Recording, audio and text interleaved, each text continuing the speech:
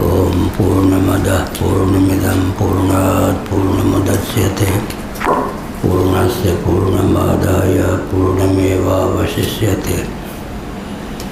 ओम शांति शांति शांति। नामापीते च मधुरं मधुरं स्वरूपम् कर्मापीते च मधुरं मधुरा स्मृतिश्च।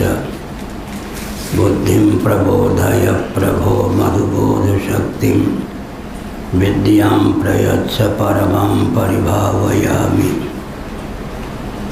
कोमलं कूजयन् वेणुं श्यामलोऽयं कुमारकः वेदवेद्यं परं ब्रह्म भासतां हृदये मम। कूजन्तं राम रामेति मधुरं मधुराक्षरम् आरुह्य कविता शाखां वन्दे वाल्मीकिकोकिलं। निगमकल्पतरोर्गलितं फलं शुकमुखादमृतद्रवसंयुतं पिबत भागवतं रसमालयं मुहुरहो रसिका भुवि भावुकाः। तृणादपि सुनीचेन तरोरपि सहिष्णुना अमानिना मानदेन कीर्तनीय सदा हरि। नारायणाखिल गुरो भगवन् नमस्ते। शिवाय नमः शिवलिंगाय नमः। तन्मे मनः शिवसंकल्पमस्तु सर्वे भवन्तु सुखिनः। श्री राम जय जय राम।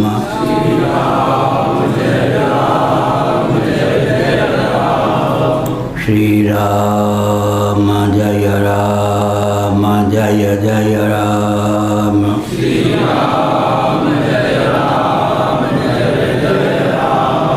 श्री राम जय जय राम। श्री राम जय जय राम।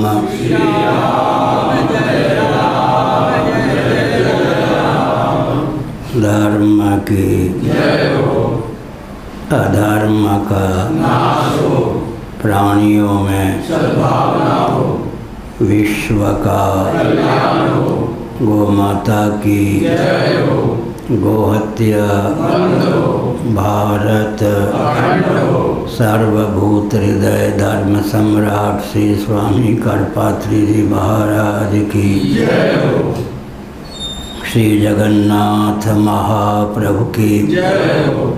श्री बलभद्र महाप्रभु की जय हो। भगवती सुभद्रा देवी की जय हो।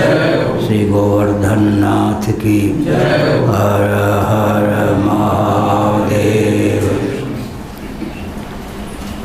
गोविंद जय जय गोपाल जय जय। गोविंद जय जय गोपाल जय जय। राधा रमण हरि गोविंद जय जय। राधा रमण हरि गोविंद जय जय। श्री कृष्ण गोविंद हरे मुरारे। श्री कृष्ण गोविंद हरे मुरारे। हे नाथ नारायण वासुदेवा। हे नाथ गोविंद जय जय गोपाल जय जय। गोविंद जय जय गोपाल जय जय। राधा रमण हरि गोविंद जय जय। राधा रमण हरि गोविंद जय जय। गोविंद जय जय गोपाल जय जय। गोविंद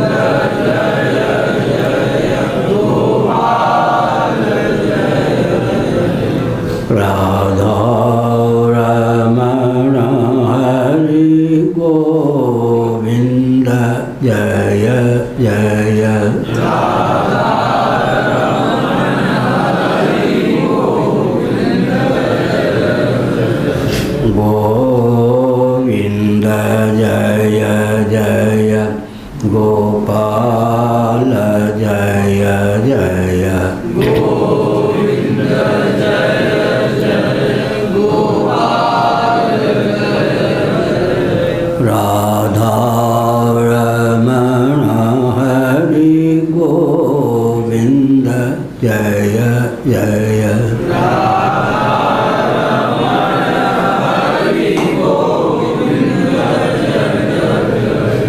श्री वृंदावन बिहारी लाल की जय। नमो महादेव शंभो शिव शिव शिव शिव शिव शिव नारायण नारायण नारायण।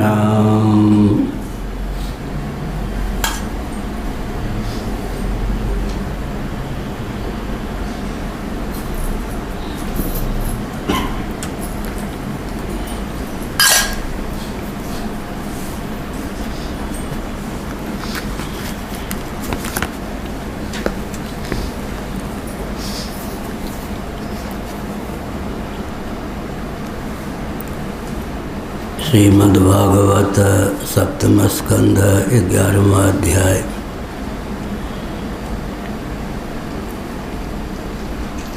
दस 11 12 13। अन्नाद्यादे संविभागो भूतेभ्यश्च यथार्हतः तेष्वात्मदेवता बुद्धि सुतरां नृसुपाण्डवा श्रवणं कीर्तनं चास्य स्मरणं महतां गतेः सेवेद्या वनते दास्यं सख्यमात्मसमर्पणं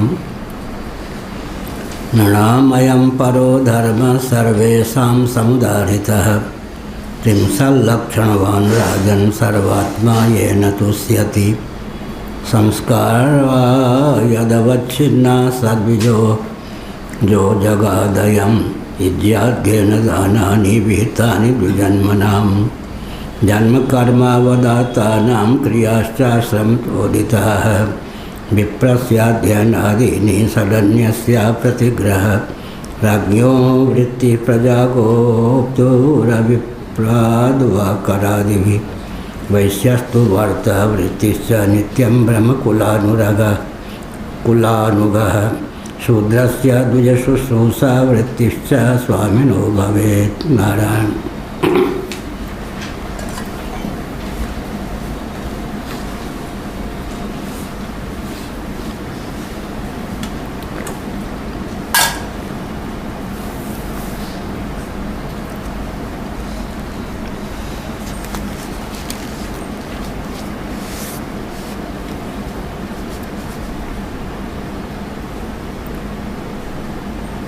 अन्नाद्यादे संविभागः भूतेभ्यश्च यथार्हतः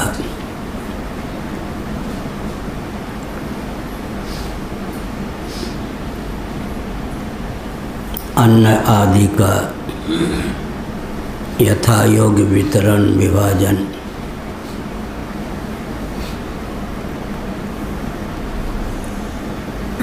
जो कुछ न्यायपूर्वक अर्जित धन है, अन्न इत्यादि सुलभ हैं, उनका यथा योग्य वितरण होना ही चाहिए। जो व्यक्ति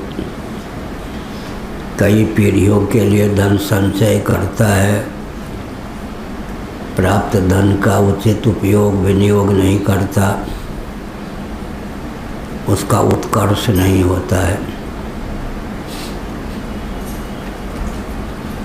समष्टि के पोषण में अपने जीवन का उपयोग और विनियोग अपेक्षित है। न्यायपूर्वक जो भी सामग्री सुलभ है उसका यथा योग्य वितरण भी अपेक्षित है।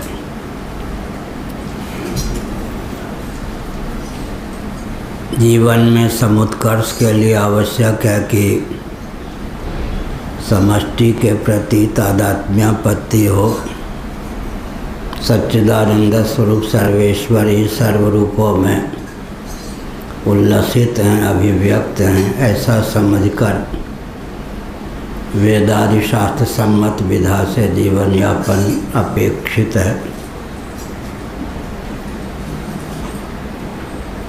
क्षयाय जगतो हिताः सर्वभूतिते रताः, भगवद गीता में भगवान श्री कृष्ण का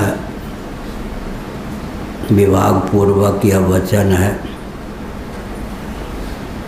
क्षयाय जगतो हिताः, जगत के हित पर पानी फेरने के लिए अपने जीवन का उपयोग और विनियोग नहीं करना चाहिए। सर्वभूतिते रताः, संपूर्ण प्राणियों के हित में संलग्नता का परिचय देना चाहिए।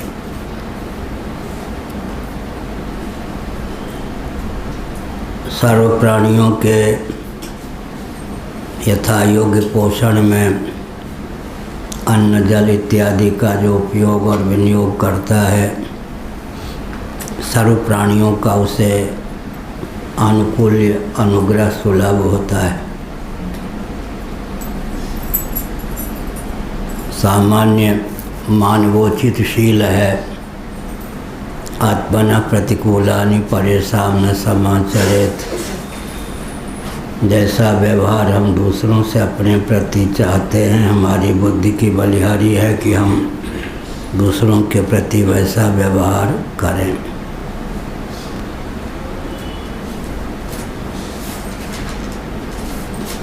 वर्णाश्रम व्यवस्था के प्रति, जाति धर्म के प्रति, कुल धर्म के प्रति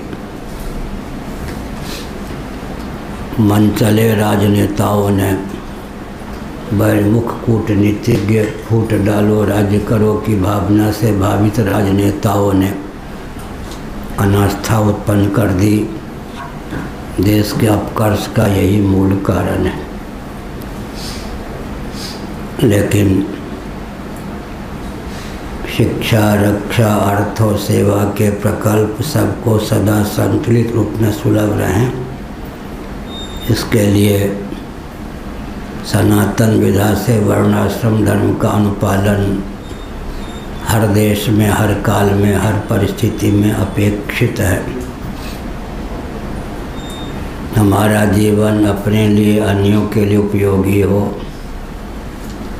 जन्म और मृत्यु के अनादि अजस्र परंपरा का आत्यंतिक उच्छेद हो, इस दृष्टि से कार्य करने की आवश्यकता है। हमने कई बार बताया कि सृष्टि की संरचना का जो प्रयोजन है और मानव जीवन की सार्थकता जिसमें सन्निहित है, उसको समझकर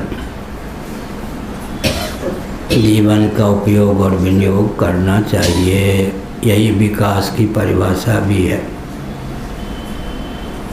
सृष्टि की संरचना का जो प्रयोजन है, मानव जीवन की सार्थकता जिसमें सन्निहित है, उसको समझकर ही विकास को परिभाषित और क्रियान्वित करने की आवश्यकता है। भोग और मोक्ष के अविरुद्ध और अनुकूल व्यक्ति तथा वस्तु की उद्भावना का नाम विकास है। लगभग एक सप्ताह पूर्व हमने विकास की यह परिभाषा भगवत कृपा से अभिव्यक्त की। अभ्युदय निश्रेयस अर्थात भोग और मोक्ष के अविरुद्ध और सर्वथा अनुकूल व्यक्ति तथा वस्तु की उद्भावना का नाम विकास है। विकास के नाम पर पृथ्वी, पानी, प्रकाश, पवन, ऊर्जा के स्रोत विकृत न हो, शुद्ध न हो, हमारे लिए घातक सिद्ध न हो, इसका ध्यान रखना आवश्यक है। हमारा जीवन केवल भोग्य पदार्थों के भोगने तक सीमित न रहे। जीवन का उपयोग, जीविका का उपयोग जगदीश्वर जो जीवन धन है, उनकी अभिव्यक्ति में हो, भगवत तत्व का विज्ञान प्राप्त करके भवबंधन के उच्छेद में हम समर्थ हों, इसका ध्यान रखना चाहिए। हम अपने प्रवचनों में कहा करते हैं जीविका की आप उपेक्षा मत कीजिए, परंतु ध्यान रखिए कि जीविका जीवन के लिए हो, जीवन जीविका के लिए न हो, जीवन हो जीवन धन जगदीश्वर की अभिव्यक्ति या प्राप्ति के लिए। यह दार्शनिक और वैज्ञानिक तथ्य भी है। ममैवांशो जीवलोके जीवभूतः सनातनः। प्रत्येक अंश स्वभावतः अपने अंशी की ओर समाकृष्ट होता है। गुरुत्वाकर्षण का यह वैदिक सिद्धांत। एक पृष्ठ में हम गुरुत्वाकर्षण पर निबंध भी लिख रहे हैं, शायद पूर्ण हो गया है, आज यह पूर्ण हो जाएगा। गुरुत्वाकर्षण का वैदिक स्वरूप क्या है, इस पर हमने संकेत किया कि प्रत्येक अंश स्वभावतः अपने अंशी की ओर समाकृष्ट होता है। गुरुत्वाकर्षण का यह शाश्वत सिद्धांत है। वृक्ष में तरुलता गुल्म आदि में संलग्न पत्र पुष्प फल इत्यादि जब अपने उद्गम स्थान से च्युत होते हैं तो स्वभावतः पृथ्वी की ओर समाकृष्ट होते हैं, क्योंकि वे पार्थिव हैं, पृथ्वी के अंश सदृश हैं। जल की धारा उद्गम स्थान महोदधि समुद्र की ओर ही समाकृष्ट होती है। अग्नि की ज्वाला नभोमंडल में विद्यमान आदित्य की ओर ही समाकृष्ट होती है। व्यष्टि प्राण पवन समष्टि प्राण पवन से एकीभूत होने के लिए ही उद्यत रहता है। घटाकाश मठाकाश का आकर्षण केंद्र महाकाश ही सिद्ध होता है। तद्वत जीव का आकर्षण केंद्र जगदीश्वर ही सिद्ध होता है। विश्राम स्थानम एकम। जब तक कोई अंश अपने अंशी से एकीभूत नहीं हो जाता तब तक उसे विश्राम प्राप्त नहीं होता है। लक्ष्य निर्धारित होना चाहिए। बृहदारण्यक उपनिषद ने लक्ष्य को निर्धारित किया, श्रीमद्भागवत ने लक्ष्य को निर्धारित किया। बृहदारण्यक के अनुसार असतो मां सद्गमय तमसो मां ज्योतिर्गमय मृत्योर्मा अमृतम गमय। हे प्रभु, हमारे जीवन में उस बल और वेग को भर दो जो कुछ मृत्युग्रस्त है, अनित्य है, असत है, उससे पिंड छुड़ाकर सन्मात्र मृत्युंजय अमृत स्वरूप होकर शेष रह सकूं। जो कुछ जड़ है, अचित है, उससे पिंड छुड़ाकर चिन्मात्र ज्ञान स्वरूप होकर शेष रह सकूं। जो कुछ वेदना ताप दुख है, उससे पिंड छुड़ाकर आनंद स्वरूप होकर शेष रह सकूं। तो सच्चिदानंद तत्व ही सबके आकर्षण का समाकर्षण का केंद्र है। जब तक आत्मा की सच्चिदानंद रूपता का बोध नहीं होता तब तक जीव भवटवी में भटकता ही रहता है। इसलिए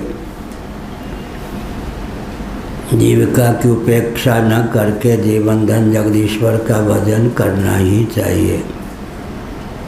कम से कम 5 बार भजन का व्रत लें और दक्षता पूर्वक तत्परता पूर्वक संलग्नता पूर्वक उस व्रत का निर्वाह भी करें।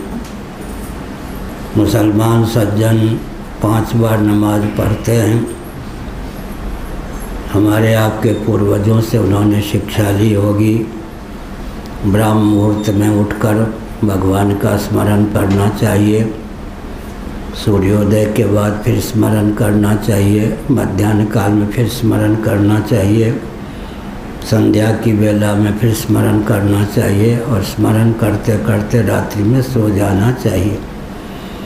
15-15 मिनट भी भगवान के नाम पर अगर 5 बार समर्पित करते हैं तो 75 मिनट 1.25 घंटे भगवान के नाम पर हमारे व्यतीत होते हैं।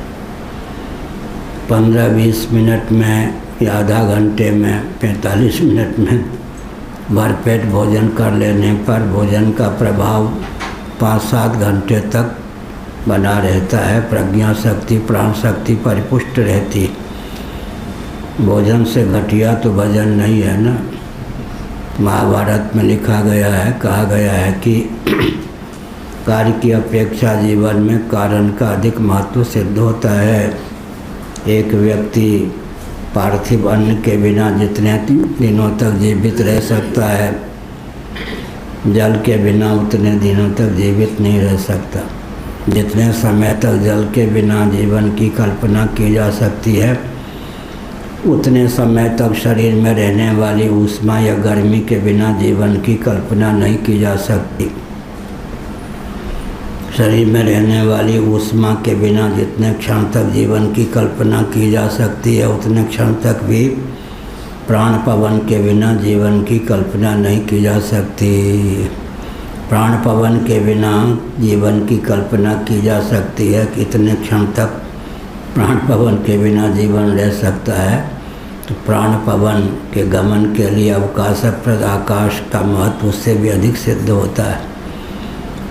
लेकिन पृथ्वी, जल, तेज, वायु, आकाश ये सब परार्थ हैं। परार्थ माने सब प्रकाश पुरुष के निमित्त हैं। नवारे सर्वस्य कामाय सर्वं प्रियं भवति, आत्मनस्तु कामाय सर्वं प्रियं भवति। इसलिए इन सब की अपेक्षा आत्मा का सर्वाधिक महत्व है। ऐसा समझकर यस्त्वात्मरतिरेव स्यादात्मतृप्तश्च मानवः आत्मन्येव च संतुष्टस्तस्य कार्यं न विद्यते नैव तस्य कृतेनार्थो न कृतेनेह कश्चन न चास्य सर्वभूतेषु कश्चिदर्थव्यपाश्रयः। अनात्मरति से उपरत होना चाहिए। अनात्म तृप्ति, अनात्म संतुष्टि से उपरत होकर आत्मरति, आत्मतृप्ति, आत्मसंतुष्टि से जीवन को सार्थक करने का प्रयास करना चाहिए। भगवान हमारे स्वामी हैं, सखा हैं, आत्मा स्वरूप ही हैं। पहले भगवान को आत्मी समझें। सेवेज्या वनतिर्दाक्ष्यम सख्यमात्मसमर्पणम। भगवान की सेवा करें, अर्चा समर्चा पूजा करें, नमस्कार करें, उनके प्रति दास्य सख्य और आत्मसमर्पण संपन्न हो। तू दयालु दीन हो, तू दानी हो, भिखारी। अंत में विनय पत्रिका तुलसीदास जी ने कहा, तो ही मोहि नाते अनेक मानिए जो भावे। हमारे आपके बीच में अनेक नाते हैं, संबंध हैं। किसी एक विधि से भी मुझे स्वीकार कर लीजिए। किसी भी तरह इस तुलसीदास को भवसिंधु से पार कर दीजिए। तो भगवान के प्रति आकर्षण होना ही चाहिए, और है भी। लेकिन तजमन हरि विमुखन को संग, जिनके संग को बुद्धि उपजत है परत भजन में भंग। तजमन हरि विमुखन को संग। हमारी चाची जी ने हमको बचपन में बताया था। जो हरि विमुख हैं, भगवान तत्व के विमुख हैं, उनका संग छोड़ देना चाहिए। जिनके संग को विधि उपजत है परत भजन में भंग। जिनके संग से कुबुद्धि उत्पन्न होती है, भजन में विघ्न पड़ता है। ऐसे व्यक्तियों का साथ न करें। अर्तिर्जन संसदि अध्यात्म ज्ञान नित्यत्वम तत्वज्ञानार्थ दर्शनम युक्ताहार विहारस्य। गीता का 13वां अध्याय 6ठा अध्याय। विविक्त देश से वित्वम अर्तिर्जन संसदि। शांत एकांत स्थान में कुछ समय रहने का अभ्यास हो। शराबी, कबाबी, बहिर्मुख व्यक्तियों से दूर रहने का प्रयास हो। और अध्यात्म तत्व के चिंतन में प्रीति प्रवृत्ति हो। जीवन में उस प्रकार का बल वेग समर्जित हो कि भगवान तक पहुंच सकें।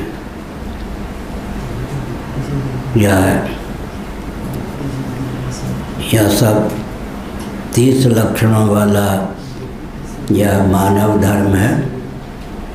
इसके पालन से सर्वात्मा भगवान संतुष्ट होते हैं। यह अर्थ हुआ। किमसल लक्षणवान राजन सर्वात्मा येन तुष्यति।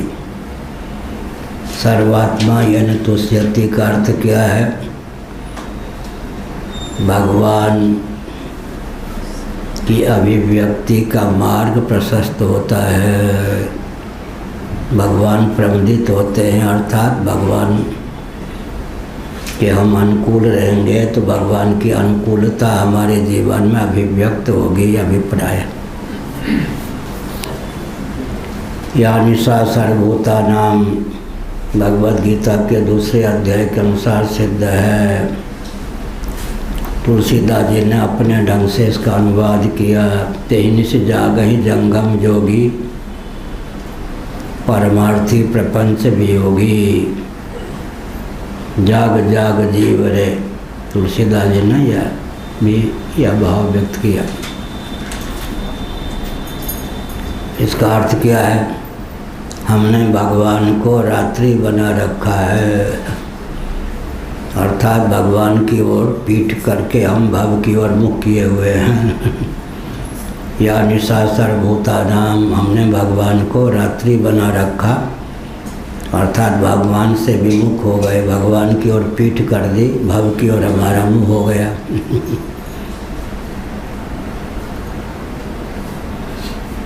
जयंत घबरा कर, जो कौवे के रूप में था, इंद्र का पुत्र, नारद जी की प्रेरणा से भगवान के प्रति समर्पित तो हुआ, लेकिन पूंछ हो गया, पंख का हिस्सा पीछे का हिस्सा भगवान की ओर मुख हो गया अलग। भगवती सीता के प्रति ही उसने अपराध किया था, फिर भी जगत जननी है। कुपुत्रो जायेत क्वचिदपि कुमाता न भवति। भगवान ने जयंत इंद्रपुत्र वायस की ओर देखा नहीं। भगवती सीता के हृदय में करुणा का संचार हो गया। भगवान की ओर उस जयंत जो कौवे के रूप में था, कुटिलता का परिचायक, मुख कर दिया और कहा आर्य ये सन्मुख है, अब आप इसको अपना लीजिए। यह समर्पण नहीं बना, भगवान की ओर पूछ, मुख उधर की ओर। भगवती सीता ने चुपके से क्या किया?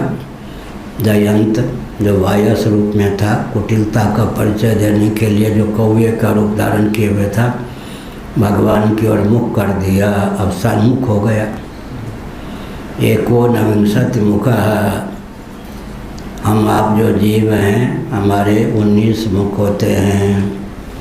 5 कर्मेंद्रियाँ, 5 ज्ञानेंद्रियाँ, 5 प्राण, मन, बुद्धि, चित्त, अहंकार। मांडव्य उपनिषद जागृत में हमारे 19 मुख, मुख माने उपलब्धि द्वार, विषयोपलब्धि द्वार का नाम होता है मुख। स्वप्न में वासना की प्रगल्भता से हमको 19 मुख फिर सुलभ हो जाते हैं।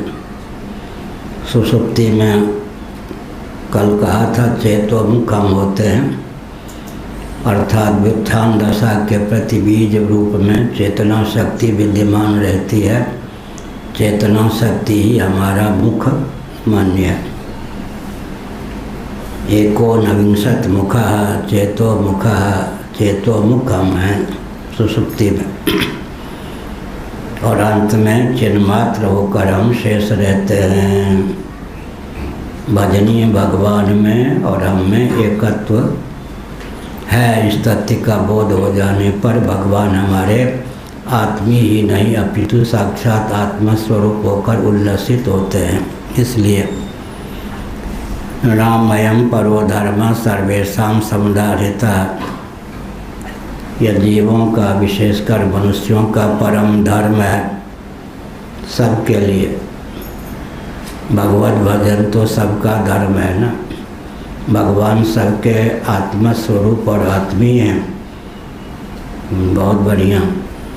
जिनकी प्राप्ति, जिनके भजन के लिए जीवन मिला, उन्हीं के लिए समय नहीं है।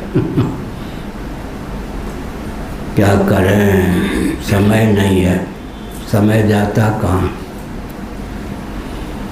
एक तो जीविका की विधा ऐसी हो गई है, बम्बई आदि में जो सेवा करते हैं, नौकरी करते हैं, 60 किलोमीटर से आदि के माध्यम से आते हैं। प्राइवेट कंपनी वाले तो उनको खूब नचाते हैं, उनका खूब उपयोग करते हैं। सरकारी नौकरी करने वाले भी फिर जाते हैं, बाल बच्चों को सोए हुए छोड़ के आते हैं, जब घर लौटते हैं बाल बच्चे सोए हुए मिलते हैं। अब वो क्या भजन करेंगे, क्या लाड़ प्यार बच्चों को देंगे, और बच्चे उनके भक्त भी कैसे होंगे। वात्सल्य रस जब उनको नहीं मिलेगा तो कर्कश होंगे, अपने आप होंगे। बच्चे कर्कश होंगे जब पिता ने कभी लाड़ प्यार दिया नहीं। रबड़ी कचौरी भी दें किसी को, मालपुआ भी खवावें, स्नेह न दें तो व्यक्ति सूख जाता है। हर जीव को स्नेह चाहिए। एक तो हर व्यक्ति की जीविका जन्म से सुरक्षित, हर व्यक्ति का जीवन दुर्व्यसन मुक्त है। इस विधा पर स्वतंत्र भारत में विकास के नाम पर पानी फेर दिया गया। हर व्यक्ति की जीविका जन्म से सुरक्षित, हर व्यक्ति का जीवन दुर्व्यसन मुक्त। अब उल्टा हो गया, हर व्यक्ति की जीविका जन्म से आरक्षित, हर व्यक्ति का जीवन दुर्व्यसन युक्त।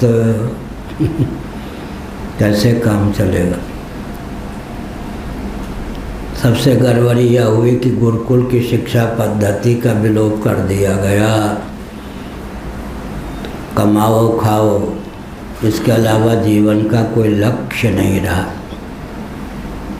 पेट पालो, परिवार का पोषण करो, इसके अलावा जीवन का कुछ लक्ष्य ही नहीं बचा।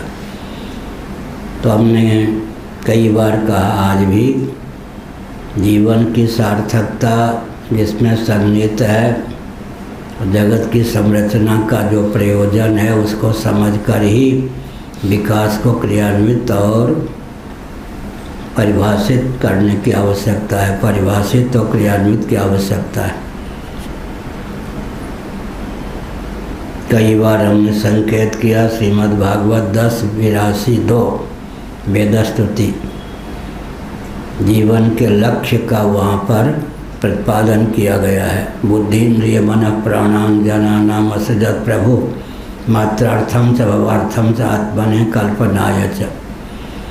भगवान ने देहेंद्रिय प्राणांतकरण से युक्त जीवन प्रदान किया ताकि हम भोग और मोक्ष, अर्थ धर्म काम और मोक्ष पुरुषार्थ चतुष्टय को सिद्ध कर सकें। जीवस्य तत्व जिज्ञासा, जीविका जो है अर्थोपार्जन, अर्थ का सेवन। प्यास लगने पर पानी पीते हैं तो पानी का नाम हो गया अर्थ, भोग्य पदार्थ का नाम होता है अर्थ। पानी पीने से जो देहेंद्रिय प्राणांतकरण में पुष्टि की प्राप्ति होती है, तृप्ति की प्राप्ति है, उसी का नाम है काम। काम का अर्थ है देहेंद्रिय प्राणांतकरण का पोषण और अंत में तृप्ति। भोजन करी तृप्ति तो लागी। अर्थ और काम का अभिप्राय क्या है, इनसे जीवन परिपुष्ट होता है। परिपुष्ट होने पर भगवत तत्व के विचार के अनुकूल बल और वेग प्राप्त होता है। भगवत तत्व के ज्ञान से फिर भवबंध का आत्यंतिक उच्छेद होता है। जीव का मौलिक स्वरूप सच्चिदानंद है। जीव मृत्यु जड़ता दुख से अतिक्रांत होकर सच्चिदानंद स्वरूप सर्वेश्वर होकर ही अवशिष्ट रहता है। सर्वात्मा यन तुष्यति, जिससे सर्वात्मा भगवान प्रसन्न होते हैं। सर्वात्मा माने सबके आत्मा स्वरूप और सर्व रूपों में अभिव्यक्त, सर्व रूपों में उल्लसित विलसित अभिव्यक्त सबके आत्मस्वरूप भगवान ही हैं। क्योंकि भगवान निमित्त और उपादान दोनों कारण हैं। जगत बनाते भी हैं, जगत बनते भी हैं। उमा जय रामचरण रत विगत काम मद क्रोध निज प्रभु में देखें जगत का आसन करें विरोध। तत्र को मोह का शोक एकत्व मन पश्यतः। तुलसीदास जी ने लिखा और ईशावास्योपनिषद तत् को मोह का शोक एकत्व मन पश्यता। जिसने एकत्व का दर्शन कर लिया वह मोह और शोक से पारंगत हो जाता है। तरत शोकमात्मवित्, छांदोग्योपनिषद 7वां अध्याय। आत्मनिरीक्षण की विधा। देवर्षि नारद समस्त शास्त्रों में विद्या और कला में पारंगत थे, फिर भी उनको शोक होता था। उन्होंने सनकादि मनीषियों की उद्घोषणा पर ध्यान केंद्रित किया। तरत शोकमात्मवित्, आत्मवेत्ता शोक सिंधु को तर जाता है, शोकान्वित नहीं होता। आत्मनिरीक्षण करके पाया कि मैं शोक करता हूँ तो फलवल कल्पया कि मैं आत्मवेत्ता नहीं हूँ। प्रवचन करने लेखने में दक्ष होने पर भी सचमुच में आत्मनिष्ठा होती तो मैं शोक नहीं करता। तरत शोकमात्मवित्, शोक का मूल है मोह, मोह और शोक। तत्र को मोह का शोक एकत्व मन पश्यता। एकत्व दर्शन के प्रभाव से शोक मोह का विगलन स्वाभाविक है। शोकाक्रांत मोहाक्रांत जीवन के लिए अध्यात्म ज्ञान नित्यत्वम तत्व ज्ञानार्थ दर्शनम, स्वाध्याय सत्संग स्वधर्म पालन सर्वेश्वर का भजन आवश्यक। सामान्य धर्म है, मनुष्य कोई भी हो भगवान का उसे अस्तित्व मानना ही चाहिए।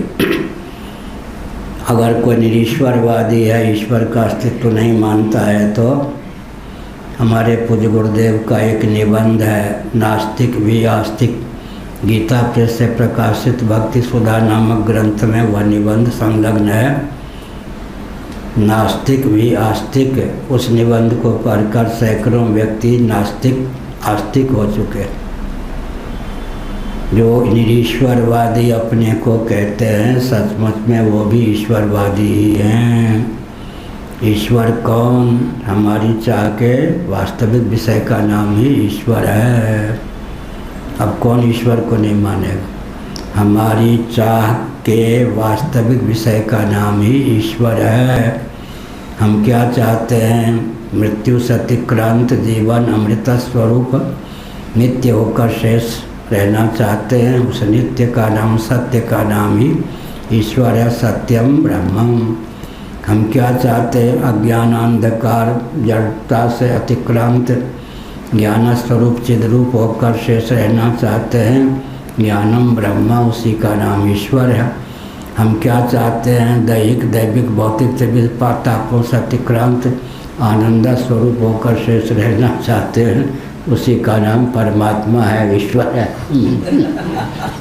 सो भी लेता है और कहता है जगह है। प्रेम नदिया की सदा उल्टी बहे धार। संस्कारा यदवच्छिन्ना स द्विजो, यह हुआ। संस्कारा यत अवच्छिन्ना यदविच्छिन्ना यत अविच्छिन्ना स द्विजो जो जगादयम्। इज्यादेन दानानि विहितानि द्विजन्मनां जन्म कर्मावदातानां क्रियाश्चाश्रम नोदिता। यह कहा। अब कहा अध्ययन अध्याप यह हुआ।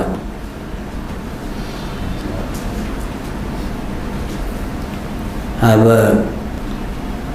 ब्रह्मा जी ने, विधाता ने संस्कार के योग्य स्वीकार किया है। वे द्विज हैं। द्विज माने धान का नाम भी द्विज है, दांत का नाम भी द्विज है, ब्राह्मण क्षत्रिय वैश्य का नाम भी द्विज है। बीज बोते हैं धान के, छोटे छोटे पौधे उत्पन्न होते हैं। अगर वही सही रहने दें तो धान की फसल नहीं होगी। उनको उचित समय पर क्या करते हैं? उपाड़ के उखाड़ के बढ़ जाए वहीं ये क्या? अच्छा उल्टे मना कर रहे। आपको रोकने वाले कोई आप मना कर रहे। बढ़िया VIP है कोई, बैठे बस नारायण। तो हमने क्या कहा? द्विज कौन हो गए? दांत भी द्विज है या नहीं? दुधि दांत हट जाते हैं फिर दोबारा दांत उत्पन्न होते हैं। तुलसीदास जी के तो जन्म से ही सभी दांत थे।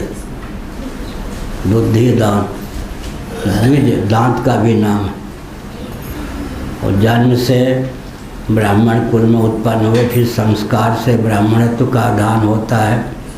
ब्राह्मण क्षत्रिय वैश्य भी द्विज हो गए। और धान इत्यादि भी एक जगह बीज से उत्पन्न होते हैं, फिर दूसरी जगह रोपे जाते हैं, तब जाकर वो फल देते हैं, उनका नाम भी द्विज है। जो अनाज द्विज हैं, ये भाई सत्संग भवन में बैठे हैं, मोबाइल बंद कीजिए।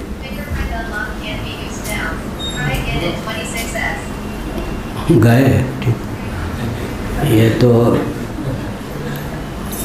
ऐसा मोबाइल है कि मुर्दे को भी जिंदा कर दे। और मुर्दे के जेब में कहीं मोबाइल हो, कहे हेलो हेलो, तो शायद मुर्दा भी जी जाए। तो हमने क्या कहा? द्विज, जो अनाज द्विज हैं उनको लेकर छुआछूत ज़्यादा है। जो अनाज द्विज हैं उनको लेकर छुआछूत ज़्यादा है, वो ज़्यादा प्रभावित हो जाते हैं।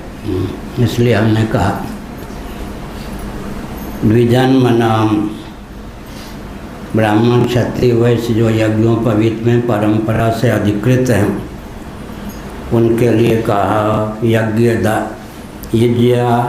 अध्ययन दान। यज्ञ दान, यज्ञ अध्ययन और दान आवश्यक है। फिर ब्रह्मचर्य इत्यादि नियमों का पालन भी आवश्यक है। जन्म कर्मावदाता नाम क्रियाश्रम नोदिता, यह कहा। जन्म और कर्म दोनों से शुद्धि चाहिए। यज्ञ अध्ययन दान ब्रह्मचर्य आदि आश्रमों के विशेष धर्मों का विधान भी उनके लिए किया गया है। कुछ कथावाचकों ने, अध्ययन के दुर्बल संतों ने इस ढंग से प्रवचन करना शुरू किया कि स्त्रियों का, शूद्रों का यहाँ अधिकार नहीं, यहाँ अधिकार नहीं, यहाँ अधिकार नहीं। इसलिए तुलसीदास जी ने क्या लिखा है? जो गावहि यही चरित्र समारे, सोई इस ताल तक चतुर रखवारे। जो गावे यह चरित्र समारे, भगवान का चरित्र भी समार करके गाना चाहिए। मान सरोवर है ना, मानस, वही से मान सरोवर की रक्षा कर सकते हैं। इस ढंग से बोलने पर बवाल मचता है कि स्त्रियां अधिकृत नहीं, शूद्र अधिकृत नहीं, यूँ बोलना चाहिए। अगर आपको लौकिक फल चाहिए तो लौकिक विधि निषेध का पालन करना ही होगा, अपने ऊपर कृपा करके। क्या यात्रा करनी है तो यात्रा के जो विधि निषेध हैं, नियम हैं, उनका अनुपालन करना ही होगा। लौकिक विधि निषेध का भी जब पालन करते हैं तो यात्रा पूरी होती है। फिर भव सिंधु को पार करने के लिए जो यात्रा करेंगे तो वेदादि शास्त्र सम्मत विधि निषेध का अनुपालन अपने ऊपर कृपा करके करें। अगर विधि निषेध का पालन नहीं करेंगे तो भव सिंधु में डूबे ही रहेंगे। कोई भी संविधान हो और विधि निषेध रहित हो, संविधान का अर्थ क्या होता है? विधि निषेध रहित संविधान तो हो ही नहीं सकता है। यात्रा भी करेंगे तो ट्रैफिक के नियम होंगे ही। हम विधि निषेध से रहित तो संविधान हो ही नहीं सकता।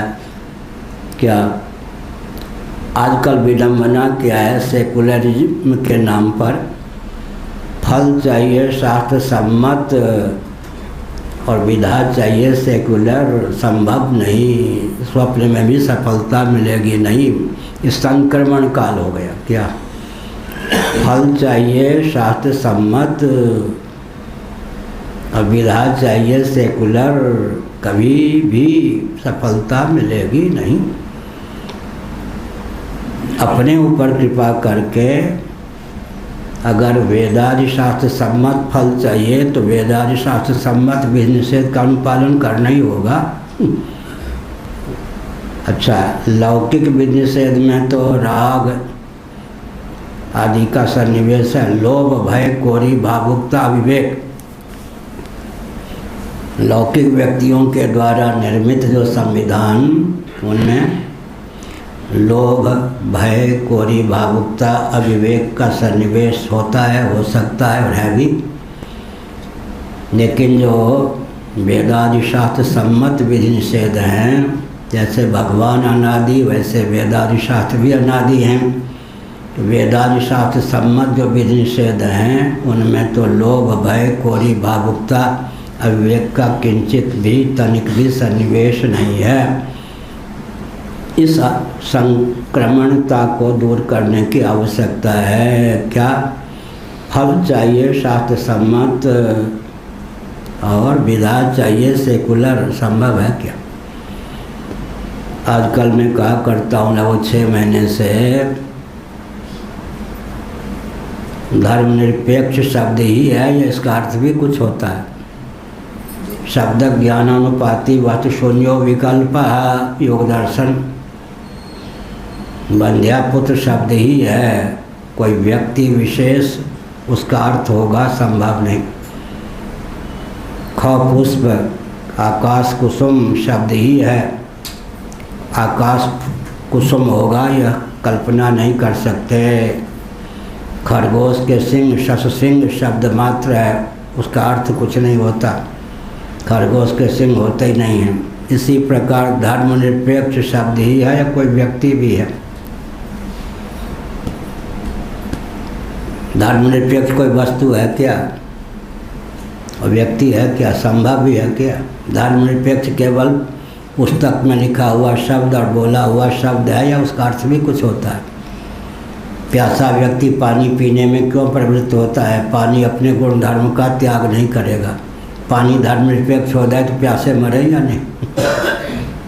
नेत्र धर्मनिरपेक्ष हो जाए तो अंधे हों या ना? तो क्या अर्थ हुआ? कोई भी वस्तु है अपनी सत्ता और उपयोगिता को धर्म के बल पर ही तो सिद्ध करती है ना। इसलिए धर्म शब्द के प्रति जो ग्लानि और चिर उत्पन्न कर दिए गए, ये सबके पतन का मार्ग प्रशस्त किया। भूत से भी भयंकर इन राजनेताओं ने, अकल के दुश्मन, सकल के भले ही अच्छे हों, अकल के बड़े दुश्मन, ऐसे ऐसे शब्दों को लाके दे दिया कि भारत की रीढ़ की हड्डी तोड़ दी। सवर्ण असवर्ण फूट डाल के राज्य करने का रास्ता निकाल लिया। सवर्ण असवर्ण, ये श्रमजीवी बुद्धिजीवी, देखो शब्द वेद ही बाण से मारा हुआ भारत है। ये बुद्धिजीवी हैं, श्रमजीवी हैं, विभाजन करके झगड़ा करा दिया। ये सवर्ण है, असवर्ण है, युद्ध करा दिया। एक दूसरे के पूरक थे या नहीं? और क्या कह दिया? हरिजन, फिर क्या कह दिया? दलित, फिर क्या कह दिया? आदिवासी। लो, तो व्यास वशिष्ठ क्या देश के आदिवासी नहीं थे? इन शब्दों को जब तक भारत हटाएगा नहीं, अर्थात व्यवहार में न लाना चाहिए, इन शब्दों का उपयोग नहीं करना चाहिए, तब तक भारत का उत्कर्ष ही नहीं होगा। कौन कौन शब्द? धर्मनिरपेक्ष, सवर्ण, असवर्ण, और क्या कहा? बुद्धिजीवी, श्रमजीवी, हरिजन, दलित, आदिवासी। अभी कई महीने से मैं बोल रहा हूँ बार बार, जब तक लहर नहीं चल जाएगी तब तक बोलता रहूँगा। ये सब शब्द जो हैं शब्द वेदी बाण मारे हुए, इन्हीं का मारा हुआ भारत। राजनेता तो मर गए, इन शब्दों के बल पर राज्य करके देश को मार गए। वो मर गए, देश को मार गए। इसलिए हमने कहा और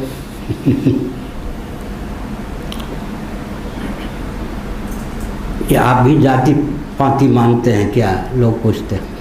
आप भी मनवादी हैं क्या? आरएसएस के पूर्व अब शरीर नहीं है। हमसे बम्बई में कहा आपकी बातों को सुनकर लगा महाराज आप कम से कम ऐसे शंकराचार्य हैं जो मनवादी नहीं। हमने जोर से डांट दिया, जमन जी थे। क्या कहते हो? मैं कट्टर मनवादी हूँ। मनवादी का कोई लक्षण आप में नहीं दिखाई पड़ता। हमने यही लक्षण, जो मनवादी होगा उसको कौन नहीं मानेगा। मनु के प्रति चिर ग्लानि उत्पन्न कर दी गई। जो मनवादी होगा वो तो सबकी आस्था का केंद्र हुए बिना रहेगा नहीं। मनु का अर्थ क्या होता है? मंत्र। उपनिषदों में 5-6 स्थलों पर मनु शब्द का प्रयोग है। मनु का अर्थ होता है मंत्र, मनु का अर्थ होता है मंत्रार्थविद, मनु का अर्थ होता है मंत्रद्रष्टा, मनुस्मृति का अर्थ होता है वैदिक संविधान, जिसका अनुपालन करके क्या हुआ? रघुदिलीप ने धर्मराज की प्रतिष्ठा की, युधिष्ठिर जी ने धर्मराज की प्रतिष्ठा की, राम जी ने रामराज की प्रतिष्ठा की, विक्रमादित्य जी ने दिव्य शासन की प्रतिष्ठा की, शिवाजी ने दिव्य धर्मराज की प्रतिष्ठा की। उसका नाम है शासक, और उनके शासन की प्रशंसा और संविधान की निंदा। यही हुआ ना। जिन जिन शासकों ने मनुस्मृति को क्रियान्वित किया उन्हीं शासकों के शासन की प्रशंसा की जाती है। और उल्टे मनुस्मृति को गाली दी जाती है, मनु को गाली दी जाती है। असल शासक और शासन की प्रशंसा करेंगे तो आपको संविधान और संविधान के रचना करने वाले की प्रशंसा तो करनी ही होगी, करनी चाहिए। इसलिए भारत को नष्ट करने के लिए अज्ञानी और कूटनीतिज्ञ राजनेताओं ने इतने हथकंडे चलाए, शब्दवेदी बाणों का मारा हुआ भारत है। जाति पांच पूछे मत कोई, हर को भजे सो हर का हो। ये भी चला दिया बाबा ने। अब जाति धर्मा कुल धर्मा च शाश्वता लिखा है, यानी गीता का पहला अध्याय सिद्धांत है ये। इस वचन का कई खंडन वैदिक वांग में नहीं हो सकता। जाति धर्म कुल धर्म सनातन है। अर्जुन को क्या था विषाद का कारण? सनातन जाति धर्म कुल धर्म संभावित युद्ध के चपेट में आकर कहीं विकृत और विलुप्त न हो जाए, यही विषाद का मूल था या नहीं? और आजकल जाति धर्म कुल धर्म को विकृत किए बिना विकास नहीं होगा। श्रीमती कोई महिला देवी ने दिल्ली विश्वविद्यालय की कुलपति ने ऐसा भयंकर प्रवचन दिया, तालियां तो बज गई, लेकिन हम लोगों की दृष्टि में तो कुछ जानती नहीं हो। ये बवाल मचा दिया गया भ्रांति के कारण। अब मैं दो चार प्रश्न कर दूं, एक भी प्रश्न का उत्तर नहीं होगा इन भौतिकवादियों के यहाँ। प्रश्न कर ही दूँ, उत्तर भी दे दूँगा, देता रहता हूँ। शिक्षा रक्षा अर्थ सेवा के प्रकल्प सदा संतुलित होकर सबको सुलभ हों, इसके लिए कोई नई विधा बताओ। सनातन वर्ण धर्म आश्रम धर्म को नहीं मानेंगे तो शिक्षा रक्षा अर्थ और सेवा के प्रकल्प संतुलित रहेंगे क्या? वैकल्पिक ब्राह्मण बनाना पड़ेगा, वैकल्पिक क्षत्रिय बनाना पड़ेगा, वैकल्पिक वैश्य बनाना पड़ेगा, वैकल्पिक शूद्र बनाना पड़ेगा। America, Britain, Germany, Japan, France की तो लाचारी है, भारत को क्या लाचारी है, नेपाल को? वैकल्पिक ब्राह्मण क्षत्रिय वैश्य शूद्र बनाने में समय ज़्यादा लगेगा, संपत्ति का ज़्यादा उपयोग होगा, संस्कार का आधार नहीं होगा, और पहली दूसरी कक्षा में ही सब भर जाएंगे, नीचे खाली रहेगा। इतने दोष हैं। शिक्षा रक्षा अर्थ और सेवा के प्रकल्प और बहु बेटियों के शील की रक्षा, कल भी मैंने कहा। गोत्र प्रवर वर्ण आश्रम को मानेंगे तो बहु बेटियों के शील सुरक्षित रहेंगे, नहीं मानेंगे तो किसकी दृष्टि कुदृष्टि आपकी बहु बेटी पर पड़ जाए, कौन आपकी बहु बेटी का शीलापहरण कर ले और किसके पीछे बहु बेटी भाग जाए, कह नहीं सकते। इसलिए जनसंख्या भी संतुलित रहे, उसका एकमात्र उपाय है कि वर्णाश्रम धर्म को मानिए। चारों आश्रमों में ब्राह्मण अधिकृत हैं तो ब्राह्मणों की जितनी संख्या होनी चाहिए उससे अधिक हो ही नहीं सकती, बिना परिवार नियोजन के, बिना गर्भपात के। संन्यासातिरिक्त 3 आश्रमों में क्षत्रिय अधिकृत, धर्म युद्ध में अधिकृत, तो क्षत्रियों की जितनी संख्या चाहिए उससे न्यून या अधिक हो ही नहीं सकती। और कृष्ण गौरक्ष वाणिज्य का प्रकल्प जिनके ऊपर निर्भर है, वानप्रस्थ संन्यास आश्रम को छोड़कर 2 आश्रमों में अधिकृत, तो वैश्यों की जितनी संख्या होनी चाहिए उतनी होती थी। और सेवा, कुटीर उद्योग, लघु उद्योग में अधिकृत शूद्रों की जितनी संख्या होनी चाहिए थी उतनी होती थी, क्योंकि वानप्रस्थ संन्यास और गुरुकुल का दरवाज़ा वो खटखटाते नहीं थे। विद्या और कला परंपरा से उनको प्राप्त होती थी। सार क्या निकला, कितनी चिड़िया उड़े आकाश जा रहा है धरती के पास, क्या कितनी चिड़िया उड़े आकाश जा रहा है धरती के पास, नभोमंडल में ऊंचाई तक पक्षी उड़ान भर ले। जब उसे भूख प्यास का अनुभव होता है तो पृथ्वी पर आने की व्यवस्था है। इसी प्रकार से विकास के नाम पर घूमते घूमते घूमते घूमते अब तो विचारक मुसलमानों के मुख से निकलने लगा, भारत को भारत के रूप में ख्यापित करने के लिए मनुस्मृति जैसा संविधान या याज्ञवल्क्य स्मृति जैसा संविधान ही समर्थ है, अन्यथा नहीं। इसलिए संकीर्णता नहीं।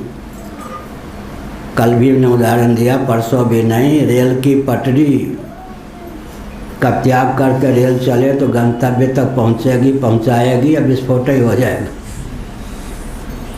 इसका मतलब क्या है? हाँ, बहुत ही तो बहुत कोई दार्शनिक है ये। हाँ, आने दो, आने क्या करता देखो, निरीक्षण पति मिश्र है क्या?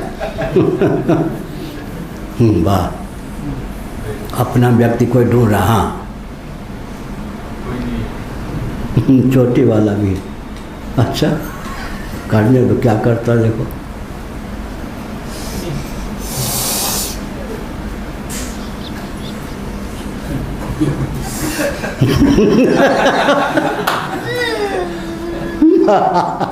इसकी क्या आवश्यकता थी?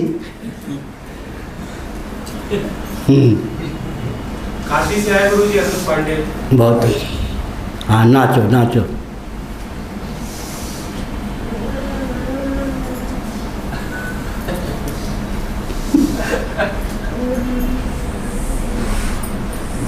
ठीक हो गया। उसके ऊपर जगन्नाथ जी का आवेश हो गया। ठीक है। हाँ, तो हो गया। संस्कारा यदवच्छिन्ना सद्विजो जो जगाद यम इल्याध्ययन दानानि विहितानि द्विजन्मनाम जन्म कर्मावदातानां क्रियाश्चाश्रम नवोदिता। हमने कहा कि जनसंख्या संतुलित रहे, जीविका संतुलित रहे, जीवन दुर्व्यसन मुक्त रहे, भव सिंधु से तरने का बानक प्रशस्त होता रहे।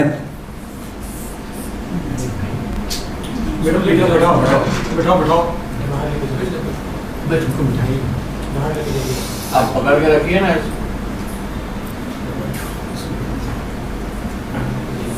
अमिताभ बच्चन होगा क्या?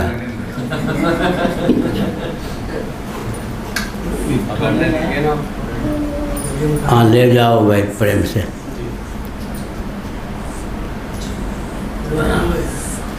बढ़िया है, चुलबुल है।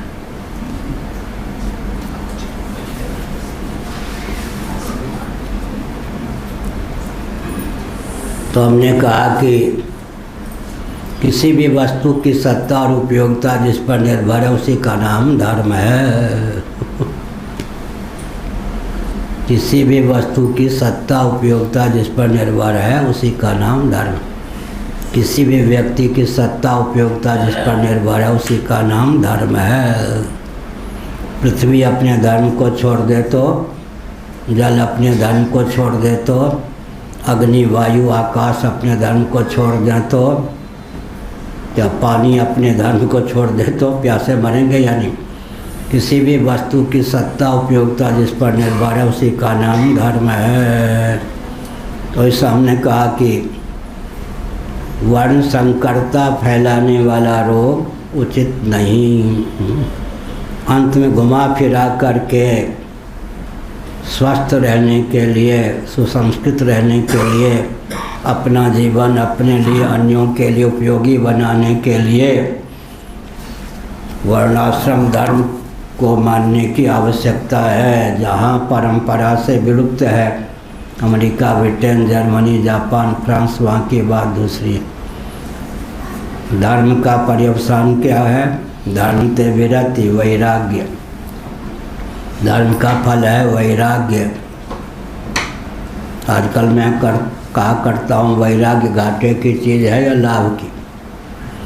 जिससे विरक्त होते हैं उसके अधिपत्य हो जाते हैं, जिस पर अनुरक्त होते हैं उसके अधीन हो जाते हैं। धर्म ते विरति, वैराग्य का फल है समाधि, योग, योग का फल है ज्ञान, ज्ञान का फल है मोक्ष। पूरे सनातन शास्त्र को बस तुलसीदास जी ने सीमित शब्दों में अभिव्यक्त कर दिया। धर्म ते विरति, योग ते ज्ञान, ज्ञान मोक्षप्रद वेद बखान। धर्म का असली फल है वैराग्य। संसार में जन्म लिया है, अगर कृतार्थ पहले ही हो गए होते तो जन्म क्यों होता? भगवान के तो अवतार हैं नहीं हम आप। हमारा जन्म ही हमारी दुर्बलता का द्योतक है, पुण्य का द्योतक है, इसलिए कि मनुष्य हुए।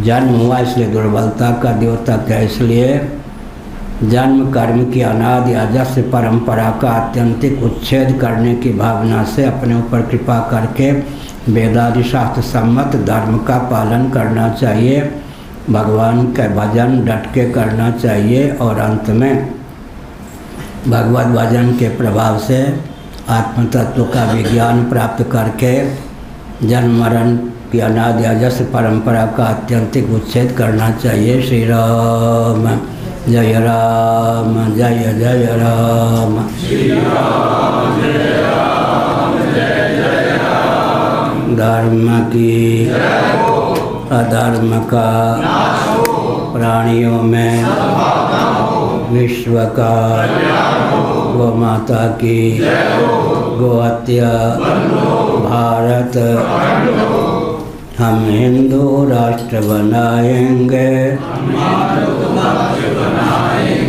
हम भारत भव्य बनाएंगे, हम हिंदू राष्ट्र बनाएंगे, हिंदू सर से महान सर तक भारत भव्य बनाएंगे। हिंदू सर माने कन्याकुमारी, मान सर माने मान सरोवर तक भारत की सीमा में होने ही चाहिए। हिंदू सर से मान सर तक, हिंदू सर से मान सर तक भारत बृहद बनाएंगे, भारत बृहद बनाएंगे। हम भारत भव्य बनाएंगे, हम भारत भव्य बनाएंगे। हम हिंदू राष्ट्र बनाएंगे, हम हिंदू राष्ट्र बनाएंगे। सबके पूर्वज सनातनी वैदिक आर्य हिंदू मोहम्मद साहब ईसा मसीह जी, इन सब के पूर्वज, यहाँ तक कि स्थावर प्राणियों के भी पूर्वज। 2-3 वाक्य में बोलता हूँ बृहदारण्यक उपनिषद के अनुसार। सर्वजीव घनात्मक सर्वदेव घनात्मक ब्रह्मा जी की अभिव्यक्ति भगवान विष्णु से हुई। ब्रह्मा जी ने योग का आलंबन लेकर स्वयं को मन और शत्रुपा 2 रूपों में व्यक्त किया। शत्रुपा जी ने योग बल का आलंबन लेकर 84 लक्ष योनियों में स्त्री भावापन्न अपने को किया। मनु जी ने योग बल का आलंबन लेकर 84 लक्ष योनियों में पुरुष भावापन्न स्वयं को किया। श्रीमद् भागवत के अनुसार मरीचि इत्यादि महर्षियों की धर्मपत्नियों के गर्भ से सर्प भी उत्पन्न हुए। शेषनाग कहाँ से उत्पन्न हुए? गरुड़ भी उत्पन्न हुए, वृक्षादि भी उत्पन्न हुए। इसलिए सबके पूर्वज सनातनी वैदिक आर्य हिंदू। तो किसी को गाजर मूली की तरह काटने की बात नहीं है। सबको यह ध्यान होना चाहिए कि सबके पूर्वज सनातनी वैदिक आर्य हिंदू। अपने पूर्वजों की पहचान हो, पूर्वजों के मार्ग पर चलकर अपना जीवन अपने लिए अन्यों के लिए उपयोगी सिद्ध करने का प्रयास हो। हर हर महादेव। श्रीमद् जगत गुरु शंकराचार्य भगवान की जय हो, धर्म की जय हो।